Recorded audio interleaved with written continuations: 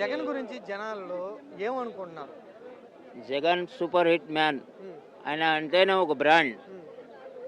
ఆయన గురించి చెప్పాలంటే ఏ పేదోడికి అడిగినా సరే ఆయనకి దండం పెడతాడు. హ్మ్. వీళ్ళు వచ్చిన తర్వాత ఏది కనికరం లేదు.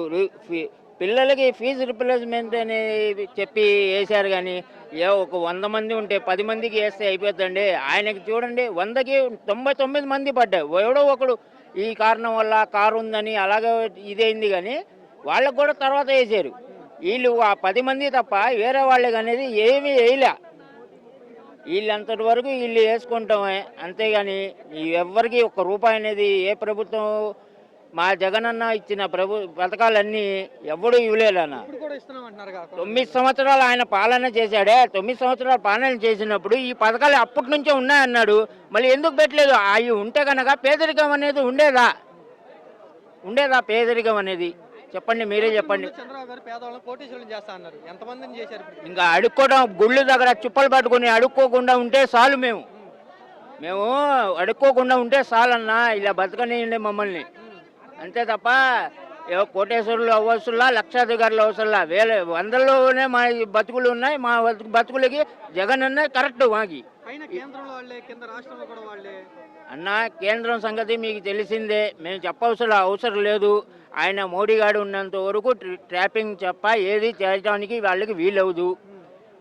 ఎక్కడో ఎందుకు బీహార్లోనే చూసుకోండి మీరు. బీహార్ మొన్న ఎలక్షన్లో రాహుల్ గాంధీ వెనకాల ఎలా జనం వచ్చారు, ఎందుకు 70,000 ఈవీఎం తేడా.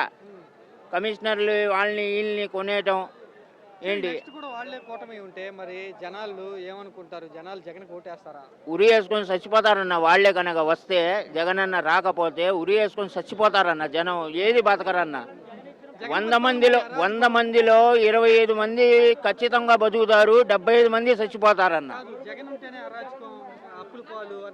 అన్న జగన్ ఉంటే పేదోడు కంచంలో 2 మెతుకులు ఉన్నాయన్న. జగన్ లేకపోతే 2 మెతుకులు కాదుగా, ఒక అర గింజ కూడా ఉండదన్న. నెంబర్ 1 సూపర్ ప్రభుత్వం అన్న. జగన్మోహన్ రెడ్డి అంత ప్రభుత్వం ఎవడు నడిపించలేడు. లేదన్న, ఏదన్నా మంచి ప్రభుత్వం. మా పిల్లలు ఇలా డిగ్రీ చేసి ఉద్యోగాలు చేస్తున్నారంటే జగనన్న పుణ్యం అన్నది. జగనన్న పుణ్యంతో ఇవాళ ఫీజు రిప్లేస్మెంట్ అని 5 సంవత్సరాల్లో మా పిల్లలు ఒక రేంజ్కి వచ్చారన్న.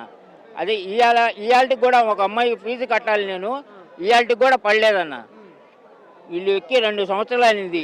ఆ 2 సంవత్సరాలు ఫీజు కట్టమంటే పోయిన నెలలోనే 1 నెల ఫీజు కట్టి వచ్చానన్న నేను.